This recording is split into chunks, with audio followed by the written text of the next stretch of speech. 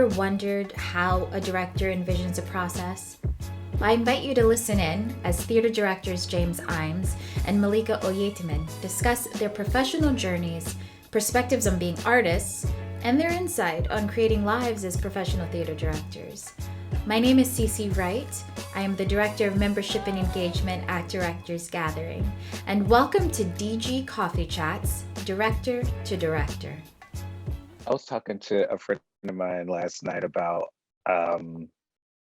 when you pass 35, your relationship to your face and how you look settles into like, oh, this is my face. Like, this is what I'm gonna look like. Listen, okay, James, there is something. So I got sick 3 years ago. I got sick right before I turned 36, right? So we talking about faces and like settling into yourself. Like 35 is when you're like, oh, this is who I am. Oh, okay. I know her.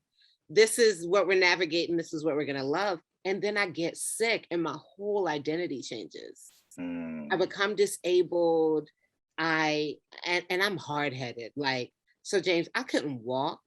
You know, I would fall 20 times until I go, I guess you really can't walk. You can't imagine it. You can't imagine, you cannot imagine it, right? But this is the thing. This is the funny thing. This isn't the funny thing is I've been sick, disabled, figuring all that out. It was real bad for a while, and then it kind of stabilized. I feel like I'm in a stabilized, I'm on a medicine regimen, I'm in therapy, and I can walk a little again, I'm working again, you know, so I'm like, okay, I'm on my own. Let me get back out there. Dating wise. It hurts when you go to put that box and check 38. And the last time you checked it, it was 35.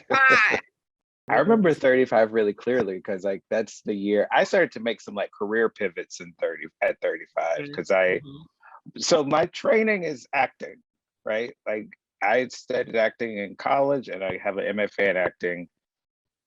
And the whole time I was doing it, the whole time I was like, this ain't really it. This is not really what I want to be doing. And so in 35, I was like, I'm gonna really pivot to writing more, and I'm gonna pivot to directing. Right. But that's what you talk about when you like switch lanes in your careers. It happens in these like points in your life, and that 35 was very much like, yeah, I don't think I'm gonna try to find my escape hatch from acting a little bit. I was on another podcast like talking about it was like I was the guest or whatever, and I started talking about Philly and that time. And in that conversation, when I was like talking about Carl and Lee and Danye and like Rennie and like all of my people and how I found all my people in Philly. Do you remember us having a conversation? Because we initially like first started talking through Jonice. I forgot that. And you were like, yeah, I'm interested in this directing thing. I was like, oh, she's and I was looking at you like, I was like, oh, she's dope. Maybe I can talk to her about that. Yeah. I remember that vividly. That is wild.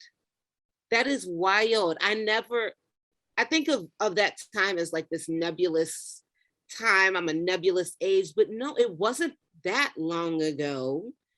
And like, we weren't babies. No, by no stretch of the imagination. You know, fiscally, maybe we would have been like, I had a bank account like a toddler at that point. So it's like, you know, am I gonna eat or am I gonna, you know, I think at that time, oh my goodness, I think I was very much eating hot dogs from the 7-Eleven. Like I was in that place where I was like, all right, I'm gonna make it work. Wow, 35. Sorry, I'm on that because I'm just like, your whole shit pivoted. You really How many people know that you were an actor? Like at this point, I feel like a lot of people might not know. Outside of Philly, Right. I feel like outside of Philly, no one knows that I'm an actor.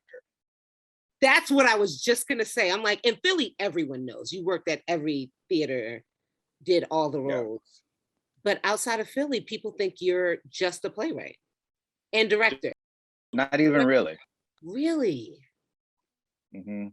Which I'm fine with, because I recognize myself as someone who does a good job of getting performances out of actors. That's why I think I'm a good acting teacher. Right. But like, there are directors, right, of which I am not in that number. Like, there are people who their practice is the the extension of the theatrical imagination of plays. That's what they do. Yeah. And I love directors, and I like working with directors. And I think I am okay, right? Yeah. You give me a solid play and a good cast, I can make something happen. Right. But I'm not going to sit on this podcast and act like, I am the boom boom gun. I'm just, I'm not going to do that. I'm not going to do that to you.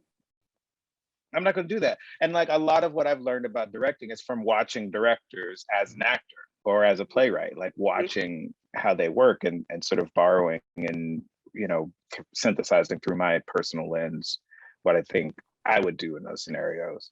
Right. But yeah, outside of Philly, I am a playwright. Like, that is the only thing that is known about me. And even that is mysterious to people. They're like, yeah, I don't know where he came from. Like, he doesn't have any pedigree. He didn't go to one of the big schools. Self-taught. That's so interesting. And you are, and you're killing it. And I think so. I am that director. Like, that's I'm like calling myself a storyteller now because I'm expanding. Like, I'm in that time. I have resisted writing for so long. And when I got sick, I feel like I wrote my full-length play in the dark, like when I was in my darkest time with my brain injury. And I feel like that's how I wrote my play. I finished my play. And so like, I know that I've expanded, and at my core, I'm a director. At my core, like, the things that make the most sense are like, even if when I'm working on your new play, I remember that it was like this moment. We had this moment in White when you came to a preview, and it was the Gus and Tanner, right? Yeah, Gus and Tanner. Yeah, Gus and Tanner scene where they come back from the event at the school, the play. And they're like getting it on. I remember you watching your play like, Malika. They are getting it on. I looked at you and said, you wrote it. Hot and heavy.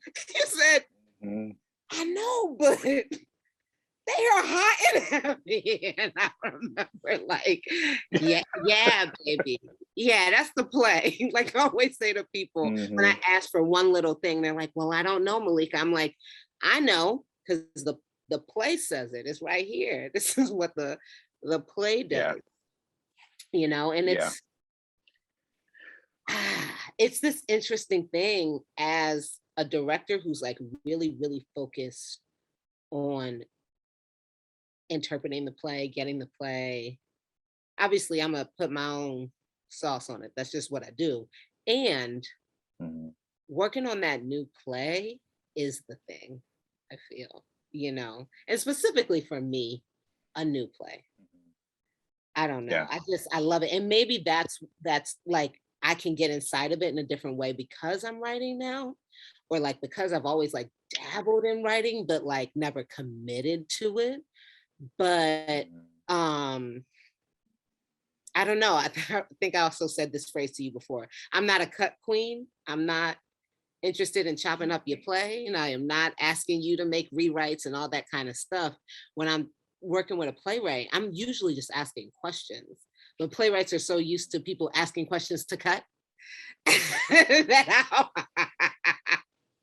that I'll ask a question about how a part of a scene functions. And like, if a playwright's like never worked with me before, or they're used to like people trying to just cut up their shit, you know, they'll be like defensive or like, well, what do you mean? What's the problem? I'm like, I'm just trying to figure out what you want in this moment so we can get it done.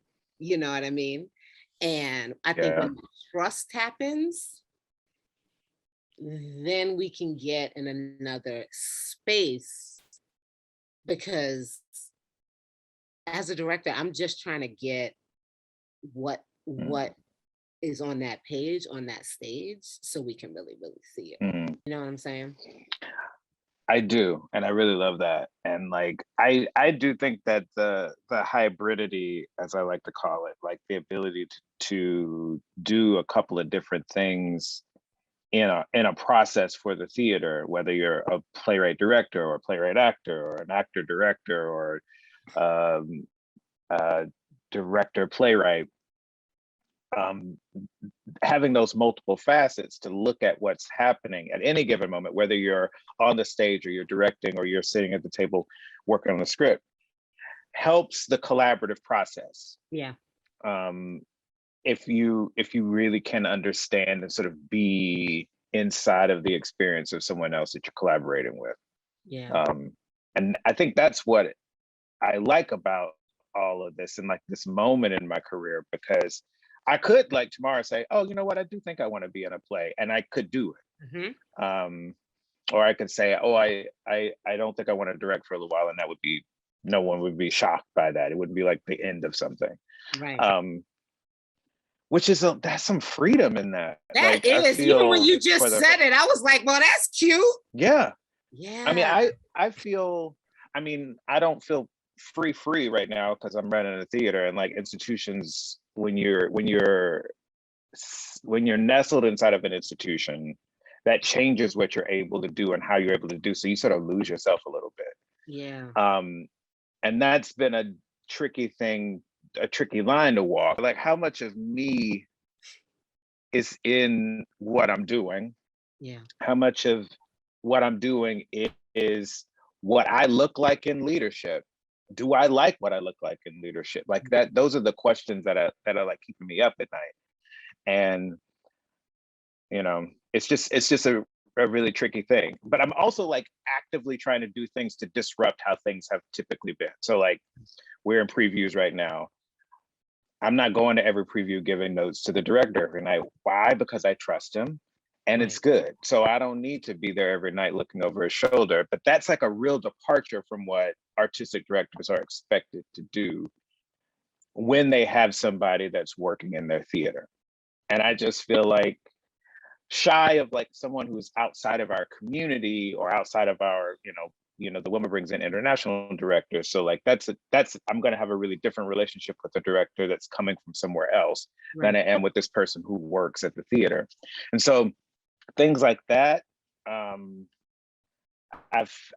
felt empowered to like do them differently. But like the engine of the regional theater is a steamroller. It's wild how much you get caught in it, and you're like, okay, these are the choices that I'm making. Yeah. Mostly because no one's imagined a different way forward yet, and I'm not here long enough to actually bring that to fruition. So I wasn't specifically thinking about the Wilma when I was going to ask you about being inside of an institution. I was thinking about Villanova. I've been at Boston University for about, 2 months now, with like pre-class or whatever, and I'm full-time faculty and I'm teaching MFAs, and I've never been in an institution before. Like, it's going well. It really is going well. Yeah, shout out. And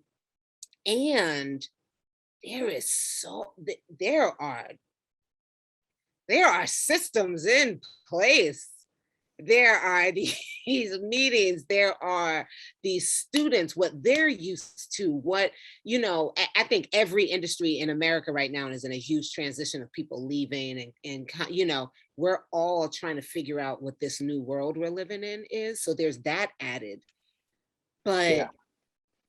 I was like, as somebody who is I've been teaching forever, but I have never taught in an institution more than being a TA at UW. When I was at grad school, I was a TA every year. So I always had a section that I was teaching, but this is full time. This is faculty. This is like, I've been essentially a gig worker for my whole career. And now I am in an institution and I'm making that big change and I love it.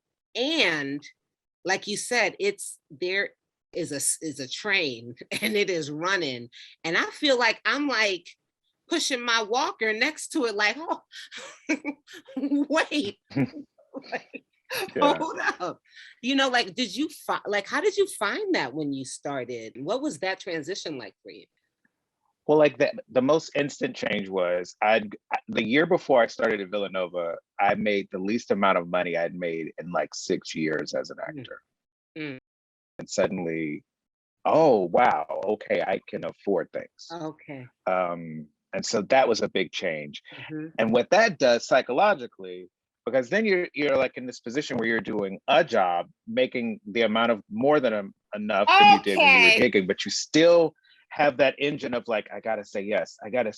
If I don't say yes to things, they'll go away. People won't want to work with me anymore. And so I was in this position of saying yes to everything still, while also trying to be an educator. And I had to like learn, what are the things that you really want to do? And also like, this is the other thing, like when you're in a tenure track position and you're teaching acting or directing or playwriting, your publishing is your art. So I knew that I still needed to be a productive part of the industry and be really effective on campus. So the intensity of that in that first 3 years was really the first 2 years. And then that second year I won the Pew, which sort of made me go, okay, you can breathe a little bit. Yeah. There's an accomplishment here that is like substantial. You can breathe a little bit.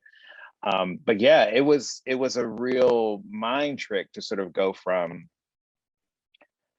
and like, early on, I think directing was also a part of directing was like, this is the hustle. Like I need to make more money. And so I need to add another thing to my arsenal that allows me to do that, which I was looking at my peers who were white and straight and had 4 shows a season, and there just wasn't that much work for me. And as I aged, it got even worse. So I needed to find something else that I could do to sort of like buoy me. And then people were like, oh, actually, you kind of do have good instincts here. Maybe we will have you do some directing. But I'm still not like in demand. I'm not like, people ain't like that now, hey, can you come direct this? It's mostly like places that I've worked as an actor or have really good relationships with the people at the theater, and that's how I have gotten to work there. But yeah, like that shift from gigging to tenure track, professor, all of the responsibilities and privileges that come with that was a big mind jump. Yeah. Oh, I'm so ultimately was like that. I mean, what you're feeling is right. And I love it. I mean, like that's the no-brainer for me. It's like when I'm there, I know where I stand there. Yes. And I know what I believe. And that classroom is a space that I feel like I'm particularly effective in my life. Yeah. If everything else is sort of like shaky, that is a space in which I'm like, oh, okay. I walk in there and I'm like, I know how to meet this. Okay. I'm so glad I asked you that, James, because like, one, you kept it all the way real, because that's what I was thinking. Like when I got offered the position and and we worked out that salary. And for me, the full time of it all gives me the benefits, which I need because I have intense medical treatment every single month. That is a reality of my life that was not a reality 3 years ago. So when I was gig working, when you talked about financially, we were babies, fiscally, we were infants. When I got sick, humbly, I say this because we don't talk about money enough. I was in the best part of my career, like working all over the country, like in demand. I was cute. I had $600 in my bank account. Wow. I had $600 in my bank account. I had a year out. I was booked a year out. I was good. A check was about to drop, like I was about to sign like 2 or 3 contracts. So, that was a couple of grand that was about to come in because that first paycheck, as a director, you get it in 3. Yeah. But in my actual bank account, I was between checks. I had $600. And then in a blink of an eye, it was, I had to fight. I was fighting for my life with a mysterious, rare disease and deteriorating rapidly, and had no money. Yeah. As a graduate, with an MFA and an acute career that's popping in these streets, sis without her family would have been out there, right? And so when this job presented itself, one, I got my MFA because I've always loved educating. I always knew I was going to be, like, one of my goals was to be a professor at somebody's university. In my head, it was a later goal. It was when I can't work as much, the ankle, I'm a little creaky. I don't want to be getting on and off planes. But actually, that's actually what happened. I don't have the physical abilities that I used to. I can't be jumping all around and on and off planes. Boom, this job falls exactly where it's supposed to. And when you said it, I said, wow, this is a reality we all face, where when I looked at that salary that we negotiated, et cetera, I said, this is more money that I made, like, in a year. Like, this is a salary that I would have had to jump all around this country for and burn myself out. And like you said, add in another, I still would have been teaching, because I would have been picking up this class, doing this master class, going into this conference, but I still wouldn't have got this salary. Damn sure wouldn't have had benefits. Yeah. And so it's that of it, where it's like, oh, I know what I'm here to do. I know what this job means. I feel really secure in it. And the only thing, James, that's really stopping me, and I'm happy for it, my disability puts the best type of limits on me, where I can't say yes to everything because I physically can't. And that, I think, is what's saving me. I'm directing a show in Seattle at the Rep in the winter, but that's a show, like you said, that's going to keep me aligned with the things you got to do when I still have to be a working director. There is a reason Malika was hired. So that's good. That keeps me on track. That keeps me in my field. And I can't say yes to everything. I can't. Yeah. I felt that intrinsically. So it was good to hear you say it back, because I was like, Malika, you just have limits. You have limits on your body. And that's okay. Know your limits. But there was a piece that was like, damn, can't turn that down too. No, sis, you can. And it's the thing that you don't get taught. I think about the MFA experience. And I think it's true no matter what you do in an MFA, whether you're a playwright or a director or an actor. There's this veil of secrecy over the reality of what it's like when you hit them streets and you actually out here going from audition to audition, I think that there's this sense of like, we were not going to tell you everything. Yeah. And I try when I'm teaching students, I'm like, working in the theater is difficult.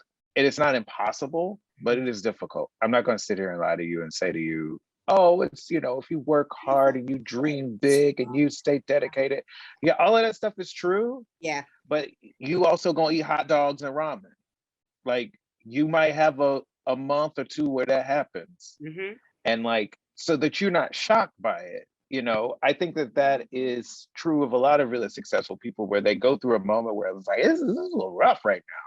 Yeah. And then, your heart is ready for it. And you don't meet that as, oh, I failed because I am not, in a movie or on a TV show already, or because we have this like sense of like, it's interesting us talking about being 35 and like where we were. Yeah. Our industry is obsessed with youth and getting to a certain point in your career early. Yes. And I'm like looking at Morgan Freeman. I am looking at, people who, Coleman Domingo, people who are, in their careers, they've worked consistently and done beautiful work. And they are only now getting the respect and honor that they've deserved for years. And especially as directors, like, we don't even hear about directors. And when I sit down with people that like I admire as directors in the industry, they straight up, I don't even hear a story before 30, really. I don't even hear anything before 30, 35. Like, they're just like, yeah, I'm just literally, I cut my teeth and cut my teeth and cut my teeth and cut my teeth and cut my teeth. And then boom. I remember when the first time I was at OSF, I was a baby. I was ADing under Libby Apple. And I think I was like 25 or 26. And it was like our last day. She took me out to coffee or whatever. And I had talked for like an hour and she stopped me. She said, Malika, you're 26. Why are you talking about yourself like you're ready to be put out to pasture? She said, you have time. You absolutely have time. She said, you don't even know what type of director you want to be yet. Keep watching people. Keep looking, keep learning. Yeah. I did not know what stories I even wanted to tell yet, let alone how to tell them. I didn't know yet. You don't gotta be, look, keep investing in you and your practice, and you find it, you do. And the thing is, I think the thing that we don't, and as I'm now in this MFA program, because we could talk about that too, and the realities is, keep thinking about what you want to say. Like, that's what I want to like say to the kid. Like, I feel like they're so worried about like, or they can be worried more about like what might happen in the industry. But I'm like, why do you want to be in the industry? Because baby, you might get sick and have $600 in your bank account. Are you gonna feel like it was worth it? Are you like, I've always said, if you don't love this with your heart, go somewhere and go make some money. That's it. You can make a lot more money being a hedge fund manager, or you can make a lot more money being a plumber. Let's be real. Baby, where he at? My ancestors looking at me like, you doing all of this, and all you need to do is learn how to go make some cabinets. If I wasn't so sick, my daddy would have said, Lola, you have how much? How much do you have in the bank? Like, go somewhere and make some money. But if your heart is in it, stay in it and figure out what you want to say. That's the button right there. I love that's where you hit the applause button. Thank you for gathering with us, and Malika and James, For DG Coffee Chats, Director to Director. Please join us again next time as we continue to explore the world of theater directors.